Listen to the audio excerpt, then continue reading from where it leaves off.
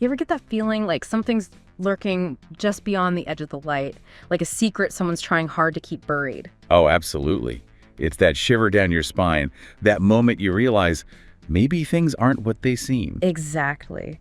And there are some stories, some moments in those stories that just nail that feeling, like a key turning in a lock you didn't even know existed. You were talking about turning points, episodes that change everything, not just in the story, but in how you see the whole world of that story. And for this deep dive, we're focusing on one of those pivotal moments, an episode that still has fans talking all these years later. Anasazi, the season 2 finale of The X-Files. Talk about a cliffhanger. Oh yeah, Anasazi was a game changer. It blew open the whole mythology of the show, pushed Mulder and Scully further down the rabbit hole than ever before. Seriously, government conspiracies, alien encounters, betrayals hitting way too close to home. It all came crashing together in this episode. So buckle up, because we're diving deep into Anasazi.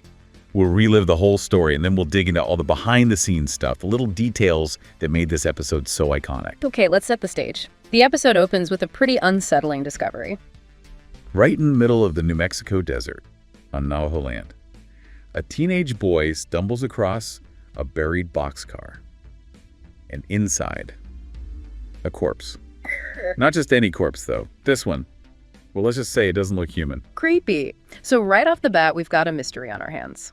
And it's not long before a certain computer hacker enters the picture, someone known only as the Thinker. This is Kenneth Suna. And this guy, he's got skills. He manages to hack into some highly classified government files, stuff about extraterrestrial life, the really top secret stuff. And he downloads all of it onto a digital tape.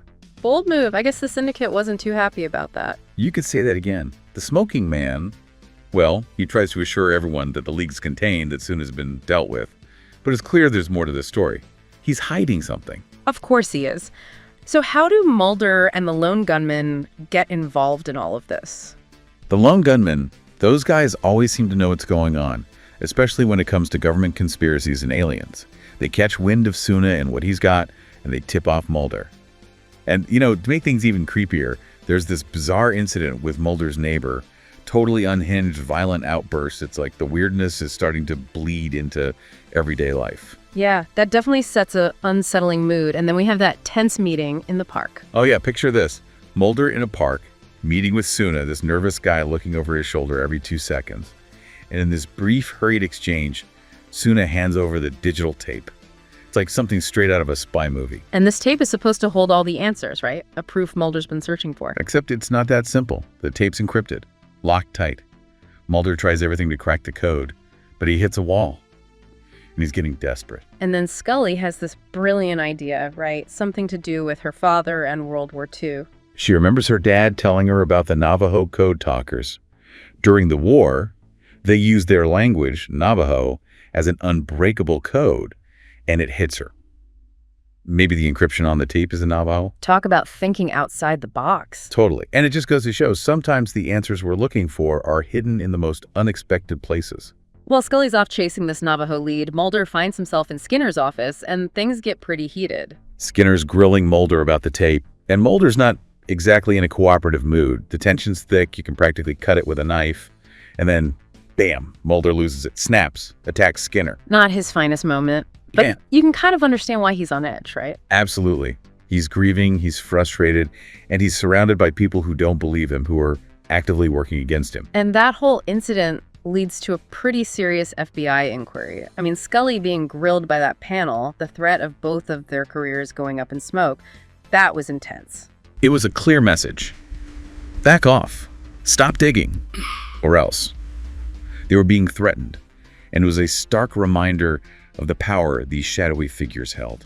And while all this is going down, the smoking man is on his own mission. He's not just sitting back and watching, is he? No way. He's actively trying to track down that tape.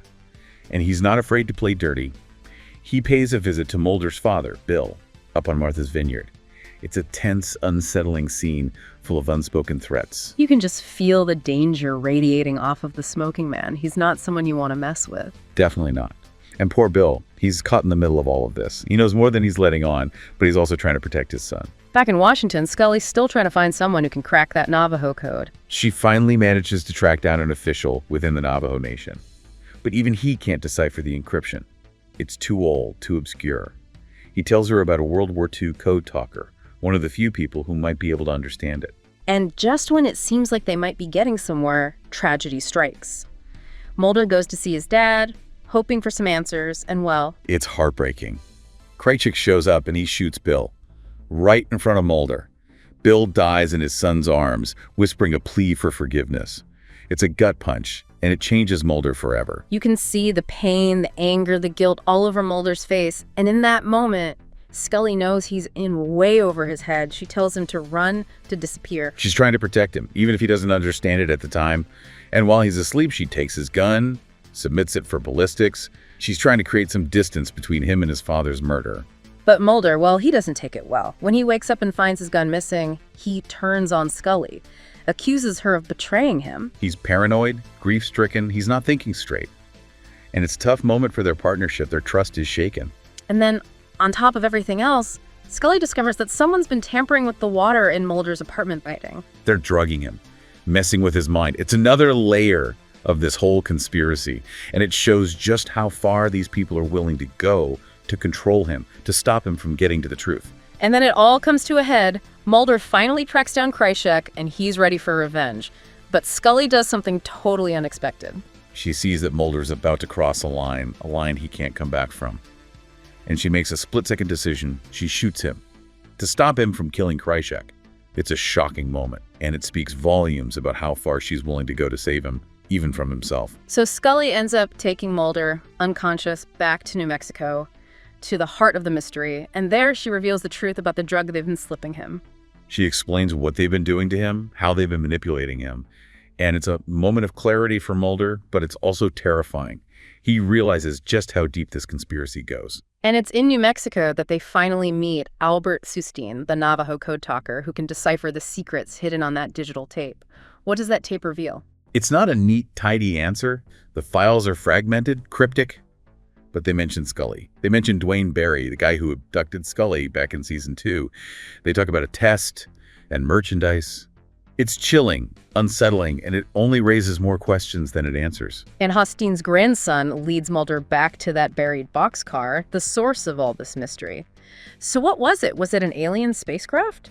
No. Turns out it's a railroad boxcar. But what's inside is even more disturbing. Bodies. Lots of them. But these aren't aliens. They're human. And they all have smallpox vaccination scars. So we're not talking about alien encounters here, are we? This is something else entirely. Something even more sinister. It suggests some kind of horrific government experiment. Human subjects, mutated, hidden away in the desert. And it connects back to that whole alien conspiracy, but in a way that's even more disturbing. And just when Mulder makes this horrifying discovery, the smoking man and his men show up. They've been tracking Mulder, and now they're here to clean up loose ends. To bury the truth once and for all. And then, that iconic ending, the smoking man gives the order, and they torch the boxcar, with Mulder still inside. It's a brutal, unforgettable image. Yeah, it was a cliffhanger that left everyone gasping. What happened to Mulder? What does it all mean? We had to wait all summer to find out. Okay, let's shift gears a bit, talk about the behind-the-scenes stuff. This episode was actually part of a larger story, right? A trilogy. That's right. Anasazi was the first part, and the story continued into the next season with The Blessing Way and Paperclip. And it really started this tradition of ending the season with a huge cliffhanger. And this was the episode where David Duchovny, Mulder himself, got his first writing credit for the show. It's really interesting that he chose to co-write this particular episode, one that delves so deeply into Mulder's family history and the whole alien conspiracy. He was really invested in this mythology and the deeper meaning behind it all. And that title, Anasazi, it's not just a random word, is it? Nope. It refers to an ancient Native American civilization that lived in the Four Corners region of the U.S. And the word itself, it can mean ancient ones, or sometimes, more controversially, enemy ancestors. It really ties into the whole theme of the episode, about buried secrets, ancient knowledge, and the past coming back to haunt the present. The whole episode has this really tense, paranoid atmosphere. It kind of reminded me of those classic political thrillers from the 70s. Yeah, you're picking up on something there. The creators have said that Anasazi was definitely influenced by those Watergate-era movies, like All the President's Men. The whole feeling of shadowy figures, hidden agendas, and the constant sense that someone's watching you. It's all there. And that image of the buried boxcar, it became a sort of symbol for the whole show, didn't it? Like a metaphor for the buried truths Mulder and Scully are always trying to uncover. Absolutely. It's such a striking image, and it's used again and again throughout the series. It represents those secrets that are hidden just beneath the surface, the things that powerful people are trying to keep buried. And Anasazi really marked a turning point for the show. It shifted the focus much more towards the overarching mythology, didn't it? Totally. Before this, you had a lot of standalone Monster of the Week episodes. But after Anasazi, the show became much more serialized, more focused on that larger conspiracy, the alien colonization storyline, the syndicate's machinations. It was a huge shift. And the whole thing with the encrypted files being in Navajo, that's such a clever idea. It's brilliant, right? It connects to real history with the Navajo code talkers in World War II, but it also works on a symbolic level. The truth is hidden, and it takes an unexpected key to unlock it, a key rooted in Native American culture. And this episode introduces Albert Hosteen, who becomes a really important recurring character. He's not just there to translate the files, is he? No, he's much more than that. He becomes a sort of spiritual guide for Mulder, someone who helps him understand the deeper, more mystical aspects of this whole alien thing. And the fact that he speaks Navajo, it adds another layer to the story, another perspective. And speaking of Navajo, that opening scene with Albert Hosteen speaking entirely in Navajo, that was a powerful choice. Yeah, it throws you right into his world. And it's a reminder that this story is unfolding on Native American land, that their history and culture are deeply intertwined with this whole conspiracy. And then there's that moment where Scully shoots Mulder. Talk about a twist. It was a shock. And it really highlights how desperate she is to save him, even if it means making a decision that seems impossible. It's a testament to their bond, but it also shows how much they're willing to sacrifice for the truth. And Bill Mulder's death, that was a huge turning point for Mulder's character, wasn't it? Definitely. It deepens his commitment to finding the truth, but it also fuels his anger, his paranoia. He's lost his father, his sister's still out there, and he's surrounded by enemies. It's a huge emotional burden. And the smoking man ordering the boxcar burned with Mulder inside, that's just cold. It shows how ruthless he is, how far he's willing to go to protect the secrets he's guarding. And it leaves you wondering, is he truly evil, or is he just a pawn in a much larger game? So we know they filmed this episode in Canada, right? But they did a pretty good job of making it look like New Mexico. They went all out. They found this quarry in British Columbia, and they painted it red, like gallons and gallons of red paint. They used special filters, camera angles, all sorts of tricks to create that desert atmosphere. And that final scene with the boxcar burning, they actually set it on fire, didn't they? Yep, no CGI there. They used real fire, real flames. They wanted that sense of danger, that visceral impact. And it definitely worked. Leaving Mulder trapped in a burning boxcar with all those bodies, all those secrets, that's a pretty effective way to end a season. It left a huge question mark hanging over everything. What happened to Mulder? What's going to happen next? It had everyone talking. And Anasazi really helped propel the X-Files into the global phenomenon it became, didn't it? Oh, yeah. It took all those elements that people loved about the show, the mystery, the paranoia, the complex characters, and amplified them. And that cliffhanger ending, it kept people hooked. And I heard there was a reference to NJ documents in the encrypted files. That's a nod to a real-life conspiracy theory, right? It is, the Majestic 12 theory. It's about this supposed secret group formed by the government to deal with alien encounters. The writers love to sprinkle in those little real-world references just to blur the lines a bit. So when did this episode actually air and how many people were watching? It premiered on May 19th, 1995, and over 9 million households tuned in to see that shocking ending. Can you imagine the water cooler talk the next day? I bet. It must have been wild. And Chris Carter, the creator of the show, what did he think about Anasazi? He said that it was a real turning point for the show, a moment where a lot of ideas came together. He was really proud of the script, and especially that ending. He wanted to leave people with more questions than answers, to set the stage for all the crazy stuff that was coming next. And they really went all out with the production design, didn't they? Like painting that whole quarry red. Yeah, it was a huge effort. And, later on, when the show started airing in widescreen format, you could actually see where they hadn't painted all the way to the edges. A little glimpse behind the curtain. And that buried boxcar, that must have been a tricky thing to pull off. It took a lot of work. They had to dig this huge hole, remove tons of dirt, It was a major undertaking. And Chris Carter himself actually had a little cameo in the episode, didn't he? He did. Keep an eye out during that scene where Scully's being questioned by the FBI panel. He's one of the agents in the background. That's cool. And the tagline for this episode was different too, wasn't it? Instead of "the truth is out there," they used the Navajo translation. E anigo ahute.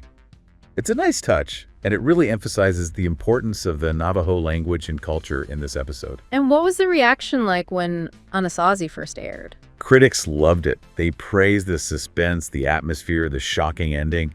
Some people found it frustrating because it didn't provide a lot of answers, but that was kind of the point. It was meant to leave you wanting more. So thinking about Anasazi, about all the secrets and conspiracies it exposed, it makes you wonder, what else is out there? What other truths are buried, waiting to be uncovered? It's a question that stays with you long after the episode ends. And it makes you look at the world a little differently, doesn't it? Like maybe there's more going on beneath the surface than we realize. If you haven't seen Anasazi in a while, or even if you're a die-hard fan, go back and watch it again. You'll definitely see it with fresh eyes after this deep dive. And join us next time when we'll delve into another fascinating corner of the X-Files universe. The truth is out there, and we're determined to find it.